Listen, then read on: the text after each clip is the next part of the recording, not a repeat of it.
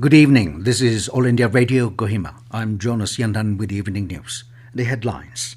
New series of consumer price index for industrial workers released with 2016 base year. Government permits entry of all international travellers except on tourist visa to enter by air or water routes. DRDO successfully conducts final trial of NUC anti-tank guided missile in Pokhran range. And another 157 COVID-19 cases reported in Nagaland, total count at 8,296.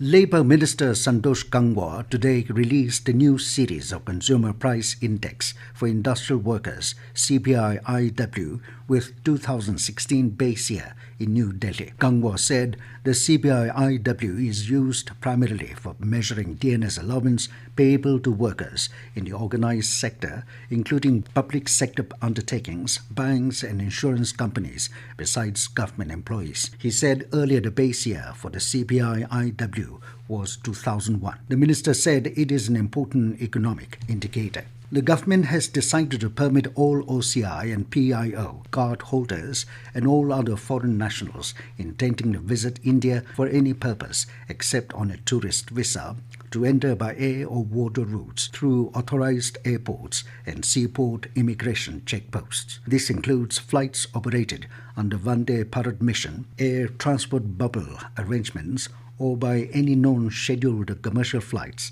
as allowed by the Ministry of Civil Aviation. All such travellers will, however, have to strictly adhere to the guidelines of the Ministry of Health and Family Welfare regarding quarantine and other COVID-19 matters. Under this graded relaxation, Government of India has also decided to restore with immediate effect all existing visas except electronic visa, tourist visa and medical visa. If the validity of such visas has expired, fresh visas of appropriate categories can be obtained from Indian missions concerned. Foreign nationals intending to visit India for medical treatment can apply for a medical visa, including for their medical attendants. This decision will enable foreign nationals to come to India for various purposes such as business, conferences, employment, studies, research and medical purposes. India today successfully carried out a final trial of the Defence Research and Development Organization DRDO developed NUC anti-tank guided missile with a warhead.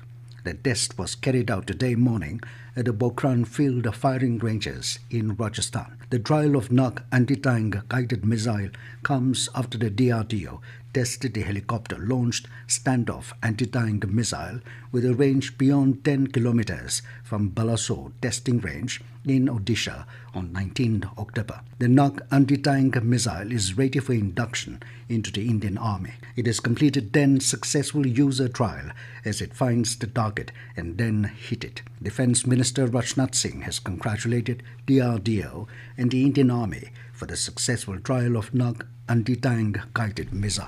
INS Gavarati, an anti-submarine warfare stealth corvette, was commissioned into the Indian Navy today by Army Chief General Manoj Mukund Naravane at a ceremony held at Naval Dockyard, Visakhapatnam in Andhra Pradesh. The event marked the formal commissioning of the last of the 4 anti-submarine warfare corvettes into the Indian Navy. INS Gavarati is an indigenously designed Kamorta-class anti-submarine warfare stealth corvette built by the Garden Rich Shipbuilders and Engineers Limited. The Army Chief dedicated the ship to the nation. Naga Students Federation NSF has reiterated its earlier appeal to the proprietors and management of all private educational institutions to consider the difficulties being faced by the parents of the students by waiving selected fees of those deserving. NSF, in a press statement, further appealed to proprietors and management of all private educational institutions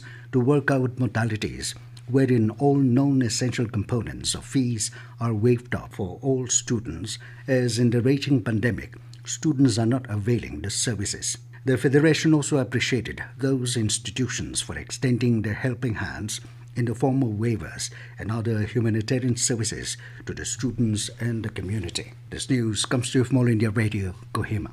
Nagaland's COVID-19 cases continue to increase as another 157 new cases have been reported today, taking the total count to 8,296. Health and Family Welfare Minister S. Pangyapom stated that 119 cases were detected in Dimapur, 30 in Kohima, 3 in Peren, 2 each in Mokokchung and Kifere, and 1 in Mon. He also informed that 39 patients have recovered, of which 22 were from Dimapur, Peren 10, and 7 from Kohima. Among the cases reported, 86 were amongst the armed forces, 63 traced contacts, and 8 frontline workers. There are 1,798 active cases, while a total of 6,399 persons have recovered from the infection. The Union government today said that the country's COVID-19 recovery rate has crossed 89%. More than 79,000 COVID patients have recovered during the last 24 hours. The Health Ministry said the total number of recoveries has reached over 68,74,000. Actual caseload currently comprises only 9.29% of the total positive cases. Presently, the total number of active cases in the country is 7,15,000, while the country's case fatality rate is 1.51%, which is one of the lowest globally.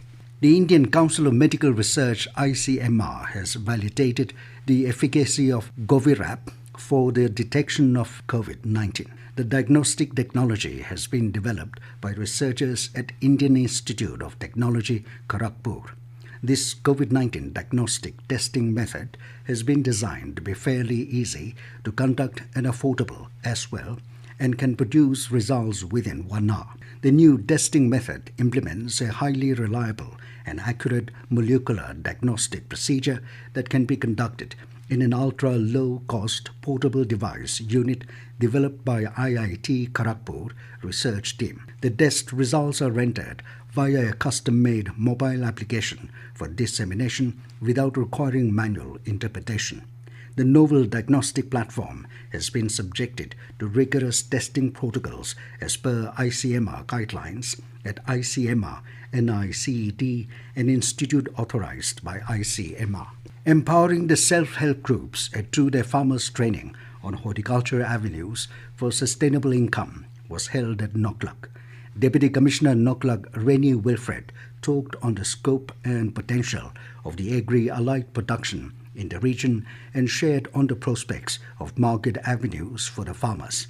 Extending support to any kind of life-changing activities, he expressed hope that with the training imparted, the farmers and the self-help groups will start a new method of farming as a means of value addition. Citing the abundance of cardamom, ginger and tapioca in the district, Wilfred said, initiative have started in the form of funding to start agri-processing unit and model agri-farm at Nagaland. Superintendent of Police Nagaland, Dr. Britpal Kaur, in her speech stated that the farmers have to shift from traditional style of farming into a scientific method in order to increase the production and also to enhance the quality of their produce. The 2-day training was attended by 54 trainees representing self-help groups and Thang Range Public Organization. And as the nation fights COVID-19 pandemic, let us all remember to stay safe and protected by following these 3 simple steps. Wear a face mask, wash hands frequently with soap and water, or use hand sanitizer, and follow social distancing. And now 20 News, here are the main points again. New series of consumer price index for industrial workers released with 2016 base year. Government permits entry of all international travelers except on tourist visa to enter by air or water routes. DRDO successfully conducts final trial of NAG anti-tank guided missile in Pokhran range. And another 157 COVID-19 cases reported in Nagaland. Total count at 8,296. That is all we have in this evening news bulletin. Good night.